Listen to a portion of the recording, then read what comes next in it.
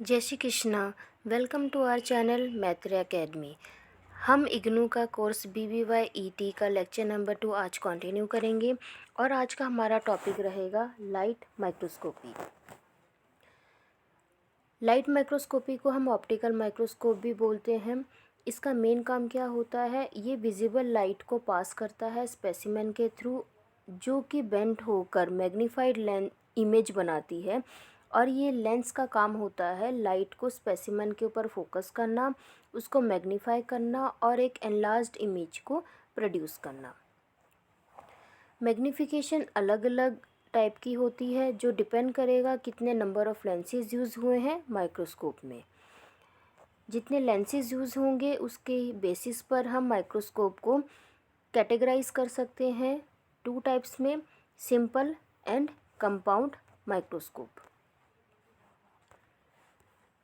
Simple light microscope, इसमें क्या होगा, सिंपल लाइट माइक्रोस्कोप में सिर्फ एक लेंस यूज़ करेंगे, इसलिए इसको सिंपल माइक्रोस्कोप कहा गया है। और ये मैग्नीफाई कर सकता है इमेज को 300 टाइम्स और इसका रेजोल्यूशन होगा below 1 micrometer.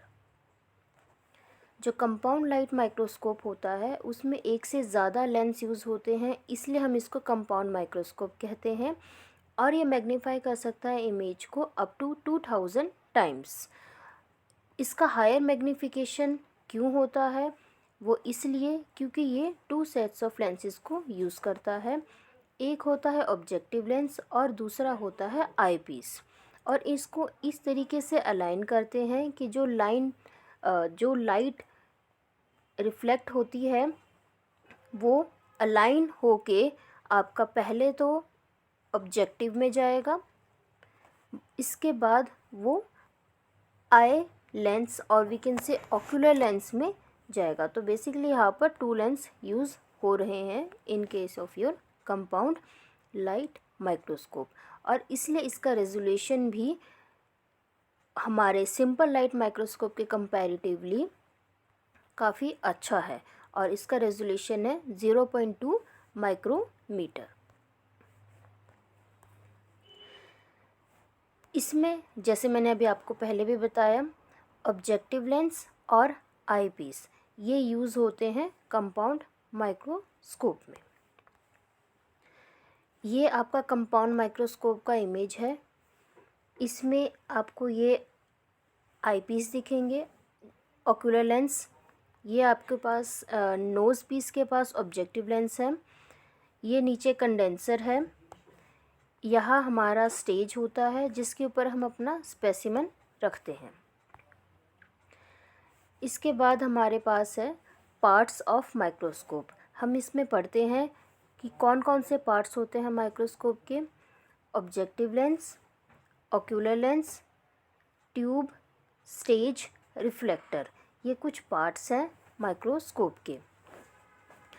An object is magnified through the objective lens, and when the target is focused, magnified image can be observed with the help of ocular lens. सबसे पहले हमारा पार्ट आता है objective. Objective lens का हमारा क्या function होगा, objective lens light gather करता है फ्रॉम द स्पेसिमेन और इमेज को मैग्नीफाई करता है और हमें अल्टीमेटली एक मैग्नीफाइड इमेज देता है।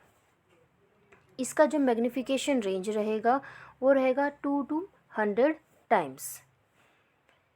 इसके बाद ऑब्जेक्टिव यहाँ पर मेंशन्ड है आपके सिलेबस में 2 टाइप्स के, ड्राई और इमर्शन। दोनों के बीच में डिफरेंस क्या है, जो ड्राई ऑब्जेक्टिव है उसके बीच में हमारा एयर प्रेजेंट होता है स्पेसिमेन और ऑब्जेक्टिव लेंस के बीच में। जैसे अभी आपने ऊपर इमेज देखा, ये हमारा स्टेज है, यह हमारा ऑब्जेक्टिव लेंस होता है।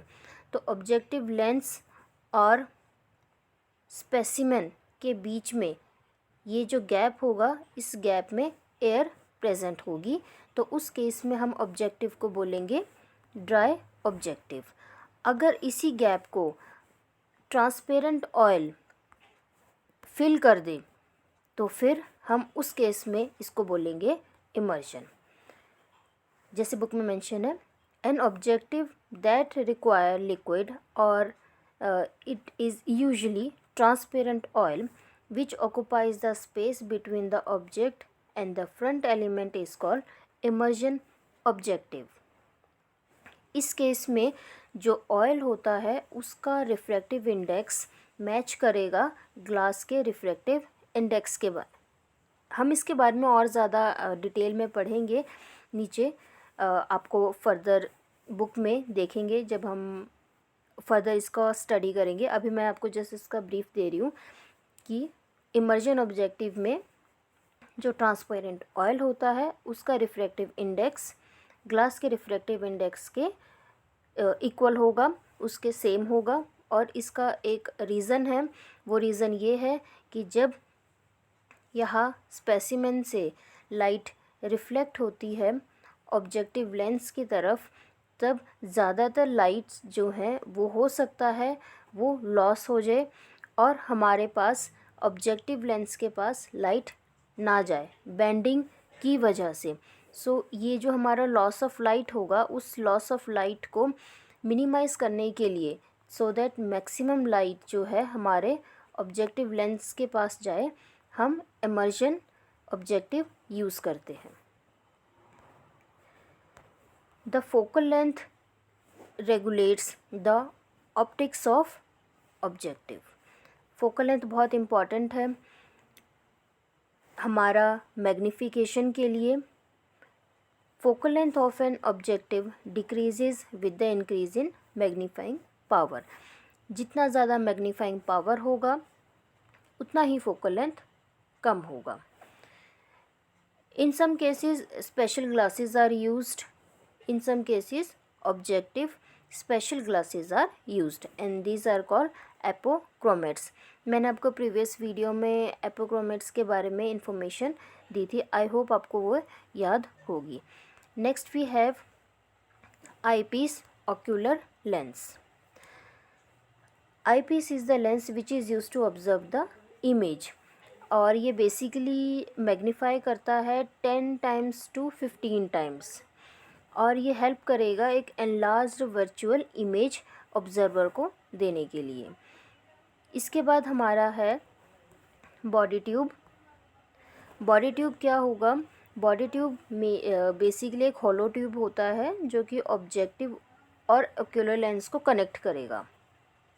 आप ये इमेज में देखिए ज़रा, इस इमेज में आपको काफ़ी चीज़ें क्लियर हो जाएंगी। ये हमारा आईपीस है जो ऑब्जर्वर के पास रहेगा, और ये बॉडी ट्यूब है जो कि ऑब्जेक्टिव लेंस को और आईपीस के ऑक्यूलर लेंस को कनेक्ट करता है, और नोज़ पीस में ही हमारे ऑब्जेक्टिव लेंस कनेक्टेड होते हैं।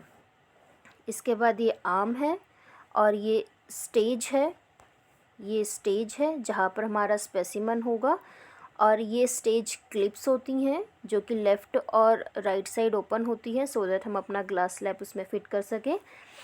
इसके बाद ये फोकस करने के लिए हमारे पास 2 फोकस पॉइंट्स होते हैं, coarse focus and fine focus.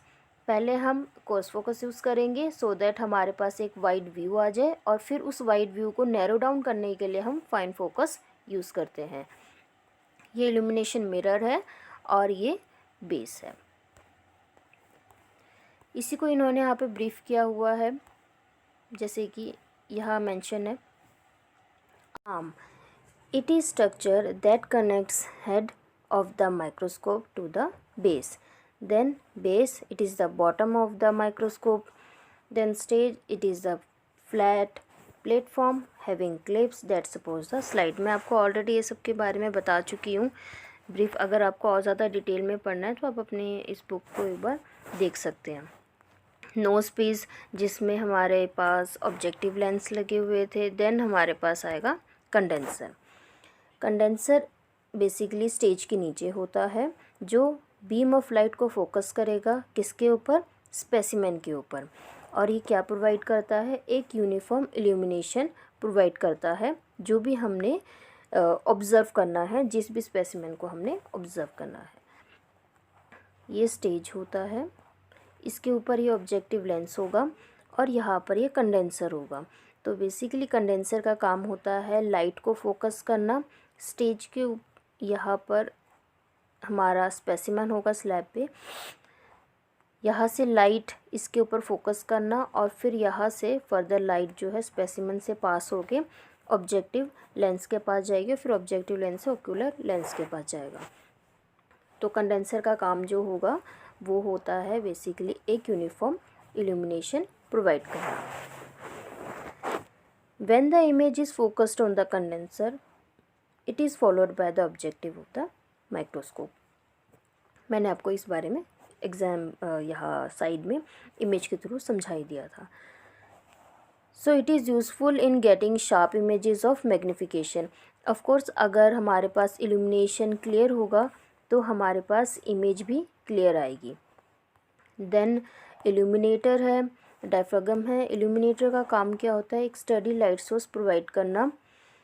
Mirrors were used as a source of light in early microscope. होता क्या था उसमें, मिरर्स जो है वो लाइट को रिफ्लेक्ट करते थे from the external light source located at the bottom of the stage, और जनरली टंगस्टन लैम्प यूज़ होता था as a light source. Effective illumination is required for getting good magnification and the resolving power. वो हमको basically देखना होगा तभी तो हम, अब लाइट माइक्रोस्कोप है चाहे वो कंपाउंड हो या आपका सिंपल माइक्रोस्कोप हो, उसमें तो लाइट का इम्पॉर्टेंट है ही, उसके बिना तो हम कैसे देख सकते हैं, है ना। देन डायफ्रागम क्या करता है, वो इंटेंसिटी कितना लाइट आएगा उसको रेगुलेट करता है। So we can say the diaphragm regulates the amount of light entering the condenser that is help in adjusting the intensity of light. और ये कहाँ लोकेट होता है, between the light source and condenser. अब यहाँ पर रिफ्रैक्टिव इंडेक्स के बारे में थोड़ा पढ़ लेते हैं, जो मैंने अभी आपको ब्रीफ बताया था कि रिफ्रैक्टिव इंडेक्स क्या होता है, क्यों इम्पॉर्टेंट होता है और ये किस पे डिपेंड करता है। जो रिजॉल्विंग पावर होती है माइक्रोस्कोप की, वो बेसिकली डिपेंड करेगी रिफ्रैक्टिव इंडेक्स के ऊपर। और रिफ्रैक्टिव इंडेक्स क्या होता है, ये एक पावर होती है लाइट की बेंड होना जब ये एक मीडियम से दूसरे मीडियम में ट्रांसफ़र होता है। अब हम क्योंकि यहाँ पर माइक्रोस्कोप पढ़ रहे हैं तो ऑब्वियसली हम ग्लास और ऑब्जेक्टिव लेंस के कंटेक्स्ट में रिफ्रैक्टिव इंडेक्स को पढ़ेंगे। रिफ्रैक्टिव इंडेक्स एयर का कंपैरेटिवली ग्लास के कम होता है। The refractive index of air is lower than the refractive index of glass. So इसकी वजह से क्या होता है, जब लाइट रेज पास होती है ग्लास से इनटू द एयर, जो बेंड होंगी वो ज़्यादातर ऑब्जेक्टिव लेंस में पास नहीं हो पाती हैं। रिफ्रैक्टिव इंडेक्स अगर आपको याद हो, फिज़िक्स में हमने पढ़ा था, ये हमारा सपोज़ मीडियम 1 होगा, ये मीडियम 2 है, ये मीडियम 1 होगा और ये मीडियम 2 है। तो जब लाइट एक मीडियम से दूसरे मीडियम में जाती है तो वो अपना पाथ, मेन पाथ छोड़ के डेविएट हो जाती है। ये मैं थोड़ा बनाने की कोशिश कर रही हूँ। ये मेन पाथ या तो यहाँ से ये इस तरफ बेंड होगी, नहीं तो दूसरा केस होगा ऊपर की तरफ बेंड होगी। सो ये दो बेसिकली केस रहते हैं। अब क्योंकि रिफ्रैक्टिव इंडेक्स से एयर का कम है एज़ कम्पेयर टू ग्लास, तो ये ग्लास से जब एयर की तरफ आएगी, बाहर निकलेगी, तो ये ज़्यादा सर बेंड रिफ्रैक्ट हो जाएगी और ये ऑब्जेक्टिव लेंस में पास नहीं होती, जिस वजह से हम रिफ्रैक्टिव लाइट को लॉस कर देते हैं, लूज़ कर देंगे, और इसकी वजह से हमारा जो न्यूमेरिकल अपर्चर है वो कम हो जाएगा और अल्टीमेटली जो ऑब्जेक्टिव लेंस की रिजॉल्विंग पावर है वो भी कम होगी और इमेज हमें क्लियर नहीं दिखाई देगी। तो इसको, ताकि ये हमारा जो लाइट लॉस हो रहा है इसको रिड्यूस करने के लिए हम एक मिनरल ऑयल यूज़ करते हैं। मिनरल ऑयल यूज़ करते हैं जो अल्टीमेटली लाइट के लॉस को रिड्यूस करके अल्टीमेटली रिजॉल्विंग पावर को इंक्रीज़ कर देगा और हमारे पास इमेज क्लियर आएगी हाई रेजोल्यूशन के साथ। तो ये मिनरल ऑयल का काम रहेगा। जो हमने ऊपर इमर्शन ऑब्जेक्टिव पढ़ा था वो उस केस में हम मिनरल ऑयल जो एयर गैप है उसको रिप्लेस कर देते हैं और वहाँ पे मिनरल ऑयल यूज़ करते हैं जिसका इंडेक्स रिफ्रैक्टिव इंडेक्स ग्लास के रिफ्रैक्टिव इंडेक्स के तरह सेम हो। इसके बाद हम कुछ डिटेक्टर्स को पढ़ सकते हैं जिसकी हेल्प से हम और ज़्यादा अच्छे मैग्नीफाइड इमेज को ऑब्टेन कर सकते हैं। इसमें से एक है CMOS complementary metal oxide semiconductor और CCD chip charge couple device. ये कुछ डिटेक्टर्स हैं जो कि आजकल मॉडर्न टाइम में मैग्नीफाइड इमेज को कैप्चर करने में यूज़ करते हैं। होता क्या है, इनमें जो डिजिटल सिग्नल ये ऑब्टेन करते हैं वो ट्रांसमिट होता है कंप्यूटर को और वो ट्रांसलेट करते हैं इस इमेज को ऑन द मॉनिटर और हमें कंपैरेटिवली मैग्नीफाइड और क्लियर इमेज दिखती है। तो अब जब हम यहाँ पर स्पेसिमेन प्रिपरेशन का एक ब्रीफ यहाँ पर आपको गिवन होगा। इस केस में हमने सबसे पहले स्पेसिमेन को कैसे प्रिपेयर किया है वो देख लेते हैं।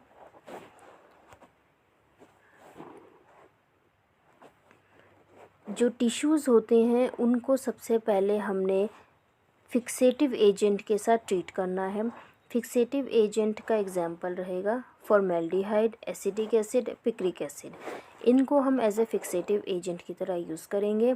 फिक्स करने के बाद हमने इसको एम्बेड करना है। हम इसके एम्बेडिंग क्या करेंगे, एम्बेडिंग फिक्सेटिव एजेंट्स होते क्या है मैं आपको उसके बारे में पहले बता देती हूँ। फिक्सेटिव एजेंट्स जो हमारे सेल्स होते हैं, आपको पता है अगर हमें कोई टिश्यू देखना है सबसे पहले हम उसे फिक्स करेंगे, उसे रिजिड करेंगे, ठीक है। इसके बाद हम उसको एम्बेडिंग करेंगे पैराफिन के ऊपर या क्विक फ्रोज़न मेथड की टेक्निक से पैराफिन वैक्स के ऊपर हमने उसकी एम्बेडिंग करनी है। अब वो स्टिफ़ हो जाएंगे। स्टिफ़ होने के बाद हम उसके थिन स्लाइस कट करेंगे और उसको कट करने के लिए एक मशीन होता है, एक इंस्ट्रूमेंट होता है, उसको कहते हैं माइक्रोटोम। माइक्रोटोम की हेल्प से हम बहुत थिन सेक्शंस उसके कट कर सकते हैं। थिन सेक्शंस कट करने के बाद हम उसको स्लाइड प्रिपेयर करेंगे, उसको स्टेन करेंगे, उसको प्रिपेयर करेंगे और इसके बाद हम इस स्पेसिमेन को ग्लास स्लाइड के ऊपर माउंट करके उसको देख सकते हैं अंडर द माइक्रोस्कोप। अब माइक्रोस्कोप में देखने के लिए हमें कंट्रास्ट प्रिपेयर करना होता है, कंट्रास्ट बनाना होता है। तो वो जो कंट्रास्ट बनाते हैं उस स्टेनिंग की हेल्प से हम उसको कंट्रास्ट प्रिपेयर करते हैं। अब कंट्रास्ट का मतलब क्या होगा, अगर आपको ये मेरे को स्क्रीन के ऊपर आपको ये ब्लैक कलर के लेटर्स दिख रहे हैं, बुक दिख रही है, वो क्यों दिख रही है, क्योंकि इसका जो बैकग्राउंड है वो वाइट है। अगर ये बैकग्राउंड वाइट हो और ये लेटर्स ब्लैक होने के बजाय वाइट हो जाए तो आपको कुछ भी दिखाई नहीं देगा। तो ये इसका कंट्रास्टिंग कलर है, तभी आपको ये वाइट बैकग्राउंड के ऊपर ब्लैक कलर का लेटर्स के फॉर्म में वर्ड्स दिखाई दे रहे हैं, अदरवाइज़ नहीं दिखाई देगा। तो यही कंट्रास्ट हम माइक्रोस्कोप में भी करते हैं कि हमें जो बैकग्राउंड कलर है उसको डिफरेंट करना होता है और जो कंपोनेंट्स को हम सेल कंपोनेंट्स को स्टडी करेंगे उसका कलर डिफरेंट होगा, तभी हम उसको डिफ्रेंशिएट कर सकते हैं, अदरवाइज़ वो सब सेम दिखाई देंगे। तो यहाँ पे स्टेनिंग इंपॉर्टेंट आ जाती है जब हम स्लाइड प्रिपरेशन करेंगे। ये आपको जस्ट एक ब्रीफ दिया हुआ है और ज़्यादा इसके बारे में डिटेलिंग आगे मेंशन है, तो ये जस्ट एक ब्रीफ है। इसके बाद हम देखते हैं कुछ स्पेशलाइज्ड ऑप्टिकल माइक्रोस्कोप। इसी के एडवांस वर्जन्स हम कह सकते हैं जो आपको यहाँ पर मेंशन्ड है। मॉडिफिकेशंस हुई हैं कुछ लेवल की। स्पेशलाइज्ड ऑप्टिकल माइक्रोस्कोप उसका एक एग्जांपल है। Modification and range of special adaptation have been made in basic optical microscope and some specialized microscopes illuminator and lens systems are incorporated into the single unit. तो modifications हुई हैं, इनमें से कुछ खास मॉडिफिकेशंस हम देख लेते हैं कौन से माइक्रोस्कोप्स में गिवन है। इन्वर्टेड माइक्रोस्कोप है। इन्वर्टेड माइक्रोस्कोप एक इंटरेस्टिंग माइक्रोस्कोप है। आइडियली हमने अभी तक क्या पढ़ा था, अभी तक हमने ये पढ़ा था कि ये हमारा स्टेज है, ऊपर हमारा ऑब्जेक्टिव है, नीचे हमारा कंडेंसर है और इसी के ऊपर आई पीस है, ऑब्जेक्टिव के ऊपर ही आई पीस है। ये हमने देखा था। अब इन्वर्टेड माइक्रोस्कोप में क्या होगा, इसमें सब कुछ ऑपोजिट हो जाएगा। ऑपोजिट हो जाएगा इसका मतलब क्या है, ये स्टेज है, कंडेंसर नीचे होने के बजाय कंडेंसर ऊपर होगा, लाइट सोर्स नीचे होने के बजाय ऊपर होगा, और जो ऑब्जेक्टिव लेंस है वो ऊपर होने के बजाय नीचे आ जाएगा। तो ये इसका इन्वर्टेड माइक्रोस्कोप का ओवरऑल है। अब हम देख लेते हैं बुक में क्या मेंशन है। The light source and the condenser situated in the upper part of the microscope direct light down to the stage. ऊपर से नीचे आएगा जो हमारा कंडेंसर और लाइट सोर्स है, यहाँ से लाइट्स ऊपर से नीचे आएगी। आइडियली नीचे से ऊपर थी, इन्वर्टेड माइक्रोस्कोप में ऊपर से नीचे आने वाली है। And the specimens present in the liquid medium can be studied with the help of this microscope. अब नेक्स्ट हमारा है स्टीरियोस्कोपिक माइक्रोस्कोप और डाइसेक्टिंग माइक्रोस्कोप भी हम इसको बोलते हैं। The microscope possesses two objectives and eyepiece. They provide separate optical paths and different viewing angles to the eye. और इसका जो मैग्नीफिकेशन रेंज होगा वो 5 to 250 टाइम्स होगा। The microscope is generally used for viewing the dissecting objects and microsurgical procedures. अगर मैं इसके बारे में थोड़ा ब्रीफ देना चाहूँ स्टीरियोस्कोपिक माइक्रोस्कोप में, तो आइडली होता क्या है, इसमें हमारा नॉर्मल, अगर मैं यहाँ पे इमेज बनाने की कोशिश करती हूँ तो इसमें हमारी लाइट डायरेक्ट रिफ्लेक्ट होती है। अभी हमने पीछे जितना भी पढ़ा था उसमें अगर मैं आपको फिर से डायग्राम के थ्रू समझाने की कोशिश करूँ तो स्टेज के ऊपर हमारा स्पेसिमन होता है, ये हमारा लाइट सोर्स होगा और ये हमारा ऑब्जेक्टिव लेंस होता है। तो लाइट जो है वो स्पेसिमन से पास थ्रू होकर ऑब्जेक्टिव लेंस तक पहुंचती थी। आइडली इन माइक्रोस्कोप्स में ऐसा था, बट जो स्टीरियोस्कोपिक माइक्रोस्कोप में होगा वो ऐसा नहीं होगा। ऐसा होने की बजाय यहाँ पर आपका स्टेज है, यहाँ लाइट यहाँ से रिफ्लेक्ट होकर डायरेक्ट आपके ऑब्जेक्टिव लेंस और ऑक्यूलर लेंस की तरफ चली जाती है। यहाँ से ये स्पेसिमेन है, स्पेसिमेन जो कि स्टेज के ऊपर रखा है, लाइट जो है वो आपके ऑब्जेक्टिव लेंस और ऑक्यूलर लेंस में ऐसे ट्रांसफ़र हो जाती है। और यहाँ पर आपके दो ऑब्जेक्टिव लेंस और दो आईपीस प्रेजेंट होते हैं। तो ये स्टीरियोस्कोपिक माइक्रोस्कोप या फिर डाइसेक्टिंग माइक्रोस्कोप में ये देखा जाता है। Then we have metallographic microscopy. इसमें क्या होगा, वर्टिकल सोर्स ऑफ लाइट हम यूज़ करते हैं और ये जो लाइट सोर्स होता है जनरली ये प्रेजेंट होता है below the eyepiece in the tube and the light is focus through the objective into the specimen. और इस टाइप के जो माइक्रोस्कोप होते हैं वो जनरली हम कहाँ यूज़ करते हैं, मेटल सरफेसेस के डिफेक्ट्स को देखने के लिए, रॉक्स की स्टडी करने के लिए, या फिर क्रिस्टल ग्रेन्स की बाउंड्रीज देखने के लिए मेटलॉइज में। तो यहाँ पर इसको ज़्यादातर यूज़ होता है फोरेंसिक साइंस में और डायग्नोस्टिक में। ऊपर जो हमने पढ़े थे वो हमारे बायोलॉजी में यूज़ होता है, मेडिकल साइंसेज में। नेक्स्ट हमारा है रिफ्लेक्टिव माइक्रोस्कोप। अब रिफ्लेक्टिव माइक्रोस्कोप में क्या है, microscope of this type poses reflecting objectives. An objective usually consists of two components, relatively large primary concave mirror and a smaller secondary convex mirror which is located between the primary mirror and the object. तो यहाँ पर हमारे पास एक large primary concave mirror होगा और एक small secondary convex mirror होगा और ये कहाँ प्रेजेंट होगा, between the primary mirror and the object. इस टाइप में कोई क्रोमेटिक एबेशन प्रोड्यूस नहीं होती है तो इसलिए हमें इसकी करेक्शन की रिक्वायरमेंट भी नहीं होती है। इसके बाद हमारे दो बहुत important microscope, bright field microscope और डार्क फील्ड माइक्रोस्कोप, ये दोनों इम्पॉर्टेंट टॉपिक है, इसको बहुत अच्छे से पढ़ना है हमने। जो ब्राइट फील्ड माइक्रोस्कोप होता है उसमें क्या होगा, two lens systems are used for the magnifying specimen. इसमें ऑक्यूलर लेंस प्रेजेंट होगा आईपीस में, ऑब्जेक्टिव लेंस प्रेजेंट होगा नोजपीस में। और जो लाइट सोर्स होगा वो होगा टंगस्टन लैम्प, जो हेल्प करेगा स्पेसिमेन को इल्यूमिनेट करने में। जो लाइट होगा वो फोकस होगा ऑन सब स्टेज लेंस, उसको हम बोलेंगे कंडेंसर, और ये हेल्प करता है हमको, ये माइक्रोस्कोप हमें हेल्प करेगा एक हाई रेजोल्यूशन इमेज को प्रोवाइड करने में। एक डिफरेंस जो हम ब्राइट फील्ड और माइक्रोस्कोप में कह सकते हैं ब्रॉडली, इस केस में जो हमारा बैकग्राउंड होगा वो होगा ब्राइट बैकग्राउंड होगा, और डार्क फील्ड के केस में जब मैं आगे आपको पढ़ाऊँगी उसमें भी आपको फिर से रिपीट कर दूँगी, जो हमारा बैकग्राउंड होगा वो डार्क होगा। इस केस में हमारा बैकग्राउंड ब्राइट होता है। और दूसरा डिफरेंस अगर हम बोलें तो ब्राइट फील्ड माइक्रोस्कोप के केस में हम लिविंग सेल्स को ऑब्जर्व नहीं कर सकते, because there is a absence of contrast between the specimen and the surrounding medium. इसमें हमारा बैकग्राउंड ब्राइट रहता है, इसमें हम लिविंग सेल्स को नहीं देख सकते हैं, इसमें हम स्टेन्ड सैंपल्स को ऑब्ज़र्व करते हैं, और वो क्योंकि हम उनको स्टेनिंग कर देते हैं तो ऑफ कोर्स वो वाइबल नहीं रहते, वो नॉन वाइबल हो जाते हैं, वो ख़त्म हो जाते हैं। नेक्स्ट, इसमें मैंने आपको जैसे बताया था dark field microscope.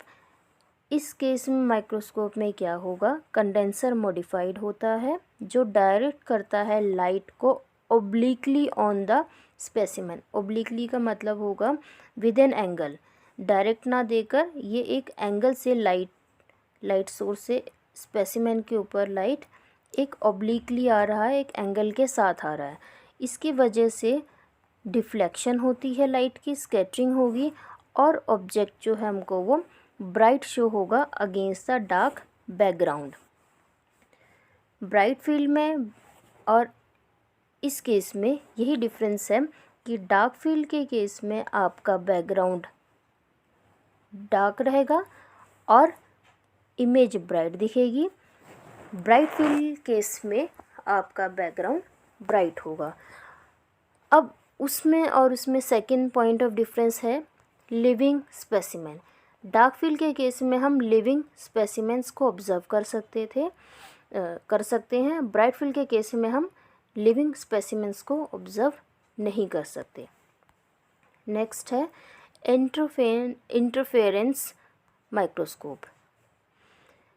Two beams of light are used in this type of microscope. One beam of light passes through the specimen while the other bypass it. दो बीम यूज़ होती है लाइट की, एक तो पास होगी स्पेसिमेन से और दूसरी पास नहीं होगी। जब इन दो बीम ऑफ लाइट का कॉम्बिनेशन होगा तो एक इंटरफेरेंस उनके बीच में आएगा जो रिवील करेगा उसके स्ट्रक्चर को। किसके स्ट्रक्चर को? स्पेसिमेन के स्ट्रक्चर को। और जो ये डिफरेंस होगा between the interfering beams of light, इसको हम यूज़ करते हैं इमेज को क्रिएट करने के लिए। अब आई होप आपको ये इंटरफेरेंस माइक्रोस्कोप समझ में आया होगा। अगर मैं आपको मेन इम्पॉर्टेंट बोलूँ इन सब में, तो एक आपका डार्क फील्ड माइक्रोस्कोप है, ब्राइट फील्ड माइक्रोस्कोप है, और आपका ये इन्वर्टेड माइक्रोस्कोप। ये कुछ इम्पॉर्टेंट माइक्रोस्कोप्स हैं, इनको आप अच्छे से पढ़िएगा। ऑल्दो पढ़ने तो आपको सभी है, बट इन पे ज़्यादा फोकस आप रखिएगा माइक्रोस्कोप में इनका। या सो बाय मिस्टेक मैंने आपको प्रीवियस लेक्चर में रॉबर्ट हुक के बारे में इंफॉर्मेशन गलत दे दी थी।